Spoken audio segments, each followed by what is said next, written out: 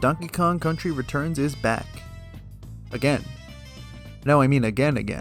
And if you count the overlooked release of the game on Nvidia Shield in China, which why wouldn't you, this is now the third time that Donkey Kong Country Returns has returned. While for many this reveal came off as frustrating, being that we've only gotten 2 DK platformers in the last 15 years, I was excited to revisit this classic from my childhood for the first time since its original release. I got some really fond memories of playing the Wii version back in the day, so I was really curious to see if this remaster could replicate the same emotions for me. For those of you who may not have had the chance to play the original Donkey Kong Country Returns, I'll still go over the basics of the game as I normally would in a review, but much of my review is examining the game from a remaster standpoint and seeing just how different it is from the original.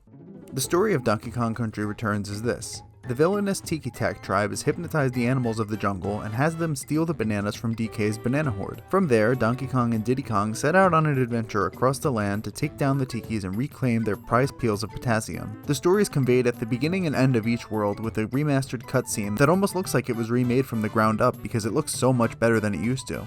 They also have a little bit of humor to them, so I found it to be pretty enjoyable. To almost nobody's surprise, the gameplay still holds up. The game that was great 15 years ago is still great now. There's something about the platforming and the controls of these 2 newer Donkey Kong Country games by Retro that's always felt a little bit better to me than other platformers. On a similar note, Donkey Kong Country Returns has some pretty great level design, and I think a lot of other gamers would agree. You see a lot of people praise the fact that the levels across each world are all cohesive and everything you're interacting with feels like it belongs there, and these small details really help with the immersion.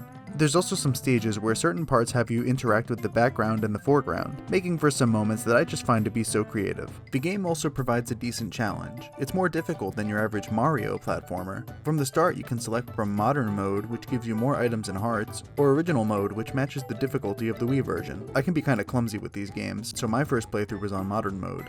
There are also plenty of collectibles to find in each stage, such as the Kong letters or puzzle pieces, so make sure you're exploring every nook and cranny. Despite my clumsiness, I still try and play it safe and go through each level slowly, but no matter what, I always end up missing at least one collectible every time I play through the stage. Luckily, each stage is short and fun enough that I think this actually adds to the replayability. Multiplayer is also here, with the second player able to join in as Diddy Kong, but I chose to adventure through this game solo. As fun as playing together is, the adventure is a much more enjoyable and manageable experience when you're in complete control. The little glide you get from having Diddy Kong on your back really helps out and makes the platforming more precise. It's also hard to look back at the multiplayer here, knowing that Tropical Freeze added in new characters that brought more variety to the gameplay. So it would have been nice maybe as a selling point for this HD remaster if those characters were retroactively included here. And as somebody who skipped the 3DS version of this game, the inclusion of those additional bonus levels is very welcome. Those extra levels are really all the game adds, which technically means it didn't add anything. And as much as I want to give credit to this game for some of the changes it brings compared to the Wii version, like the removal of mandatory motion controls,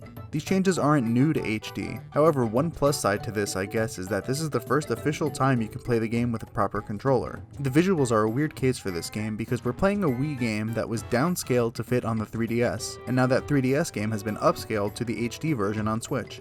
I think this works a bit against Donkey Kong Country Returns HD. Yeah, it's in HD so it looks better, but some of the detail and charm of the Wii original became lost during this translation. That is to say, each version has their own strengths. If you look at Returns HD in a vacuum, it becomes one of the Switch's best 2D platformers, even in the year 2025. It runs at a near solid 1080p 60 frames per second most of the time, and it's an overall smooth experience. It doesn't look bad, it's just some of the details looked a little bit better when it was older. Slightly hindering the experience, however, are the amount of loading screens.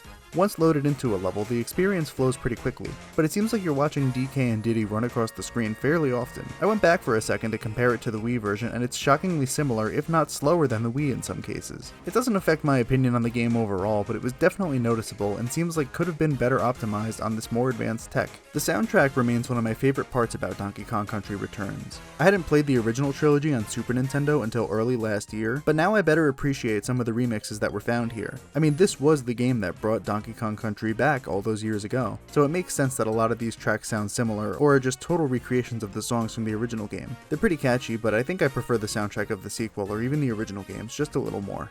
Donkey Kong Country Returns is one of my favorite platformers out there, and I think others will agree. Ask anybody and they'll speak very highly of this series. Just like last year's re-release of Luigi's Mansion 2, it's a fine game, but at $60 and adding nothing, it feels like another unnecessary Nintendo release. Donkey Kong Country Returns HD is the best way to experience one of Nintendo's finest platformers. Overall, I feel pretty neutral about the release. As expected, it was a fun time, but it's literally nothing I haven't played before. While I can't exactly recommend it to anyone who's already played it, newcomers will have a great time exploring the island and taking down the Tiki Tak Tribe. If you're indifferent on it, I'd say just wait. This will probably be one of those Nintendo games that goes on sale relatively quickly. Like I said, it's a fine game, just really hard to recommend at full price for how little it adds, compared to the Wii. If you're a diehard Donkey Kong fan, I say just go for it. Who knows how long it'll be until we see a new Donkey Kong Country game. Hopefully not too long. Right?